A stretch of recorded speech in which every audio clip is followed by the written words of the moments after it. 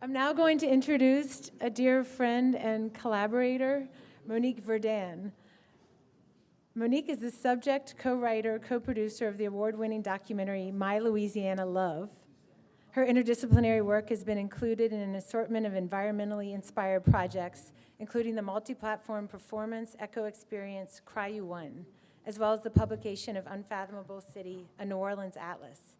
Monique is a member of the United Homa Nation Tribal Council and is director of the Land Memory Bank and Seed Exchange, an experiential project engaged in building a community record through cultural happenings, strategic installations, and as a digital archive to share stories, native seeds, and local knowledge. Currently, Monique is part of the Another Gulf is Possible collaborative core leadership circle of Brown, Indigenous, Latinx, and Desi women from Texas to Florida, working to envision just and sustainable economies and vibrant communities. Her work was featured in Prospect 4 at the historic New Orleans collection. And I want to add that she is, for the next at least next 8 months, a visiting artist for the Center for the Gulf South. We were fortunate to receive a gift from 2 Tulane alum last year, Ashley Rosenthal and Todd Blumenfeld, to support a new Gulf South Foodways program. And because of our interest in Monique's work in collecting seeds and understanding seeds and sovereignty, as her title is called, and my deep respect for her, we are starting this program by inviting her to Tulane for an extended study and an exchange in which she's going to look through our collections and archives and explore what holdings Tulane has in our bank, if you will, as part of her experiment in gathering recipes, photographs, and seeds from her community. So I welcome Monique Verdun.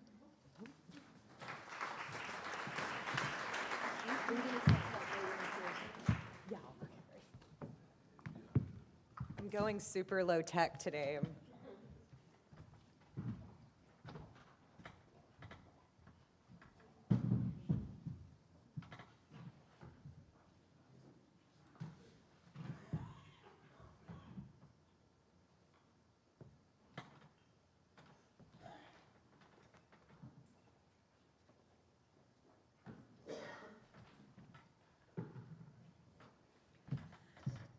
Hi. I'm so grateful to be in this room and to hear all the speakers. I think we need to bring Balbancha back because it's such a cool word, and like I just found out that, and I'm like, what? How come I don't know that? I didn't know this, and why don't we say this word more often? Yeah. So this is 2018. We're bringing Balbancha back. Yeah, so my title of my talk is Seeds and Sovereignty. And as Rebecca was saying, the Land Memory Bank and Seed Exchange has been a big project in my life lately.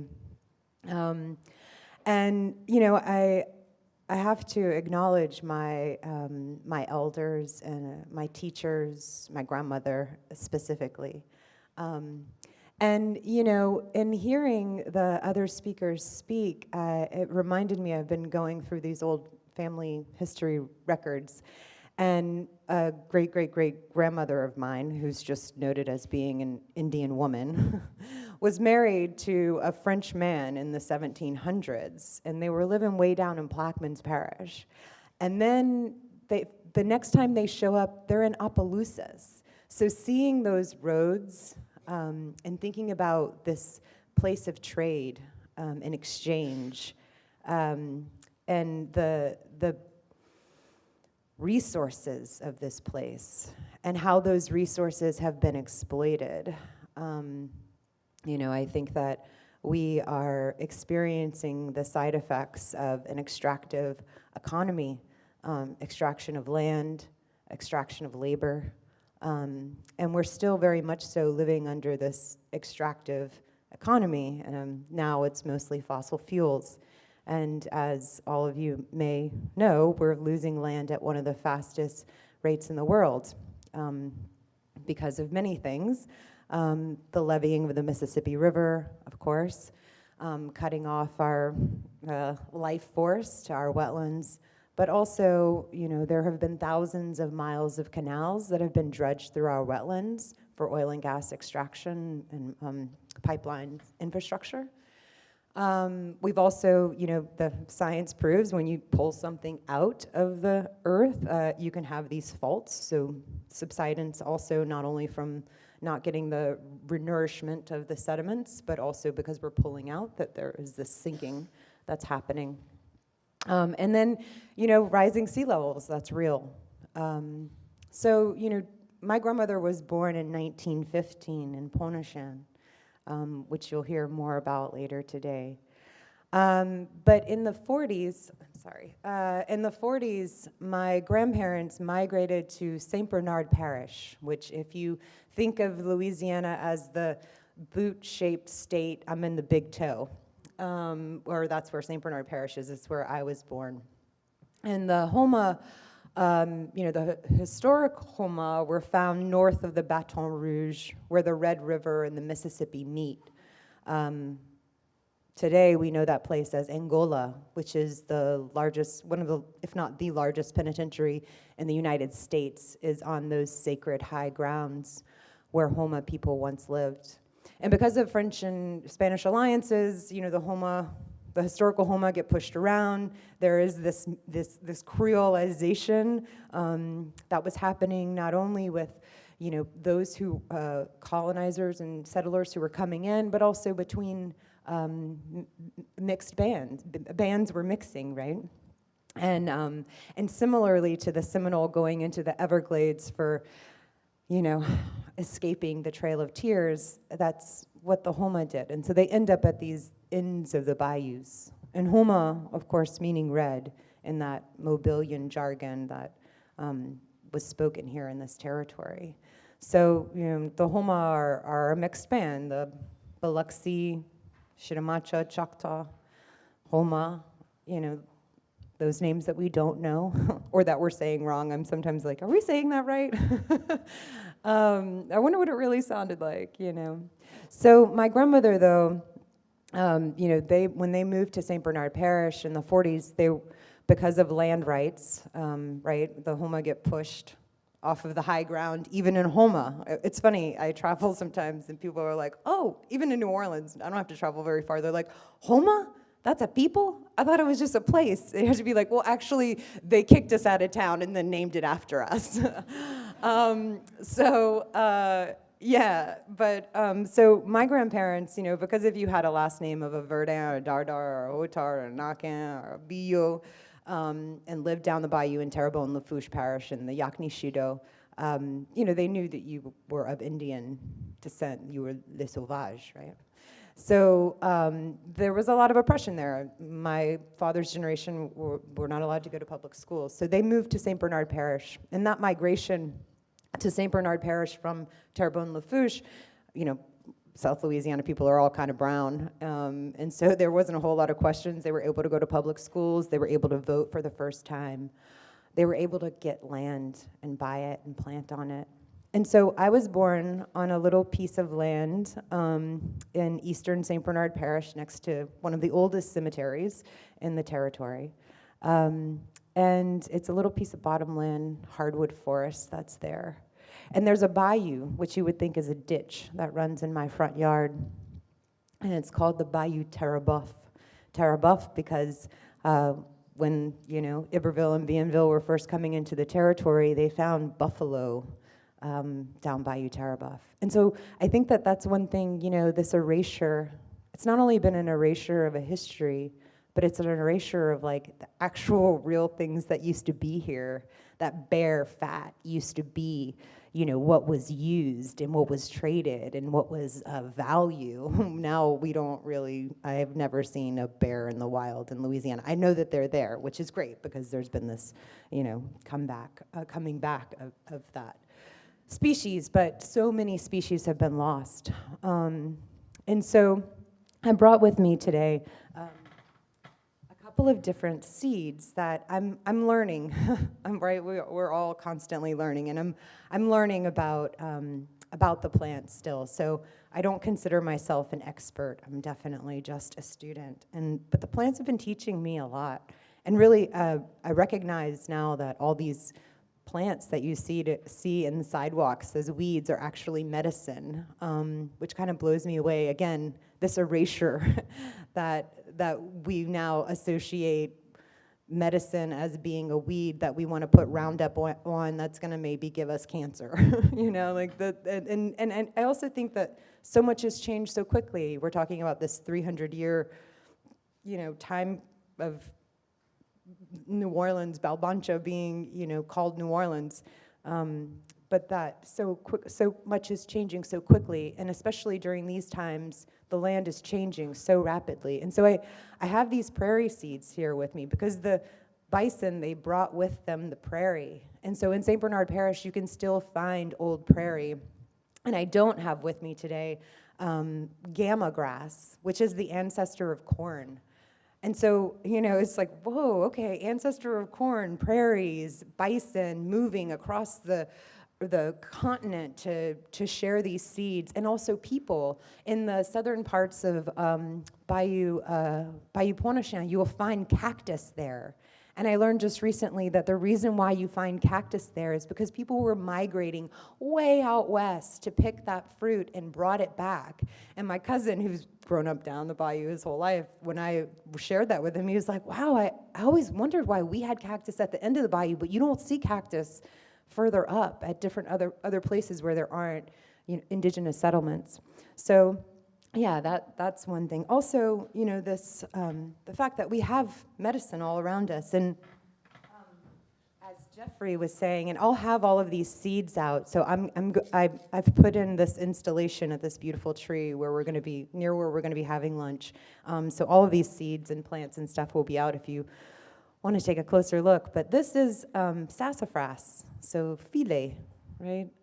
Which again was this other thing that was really of value. I mean, my grandmother and my old aunties, when I was a child, they were collecting filet and drying it and grinding it and selling it for, I don't know, $5 a jar or something. But that was like how they made their little extra money between that or drying shrimp or, picking crabs, these kind of cottage industries that have helped us to survive. And also, filet is what you put in your gumbo, right, to thicken it up. But the root is used medicinally. It's a beautiful tree. And because the soil is changing because it's becoming more salty, we're losing the ability to propagate these plants in places where they once grew. I have a couple of other things here that are some of my favorites. Elderberry, elderflower. This is elderflower, which the old people say you collect on the 21st of June, which happens to be during the summer solstice. And I don't know if that's because that's when the medicine is more potent or not, but these relationships with the plants and with place are changing. One is because the land is changing, right? But the other part is that our society has changed. And so now, instead of making our own medicine, we go to the Walmart and buy like elderberry syrup or something, But it's all around us. And so I think that for me, in learning that, the Land Memory Bank is trying to share that knowledge as well. I don't have a timekeeper. Okay, cool.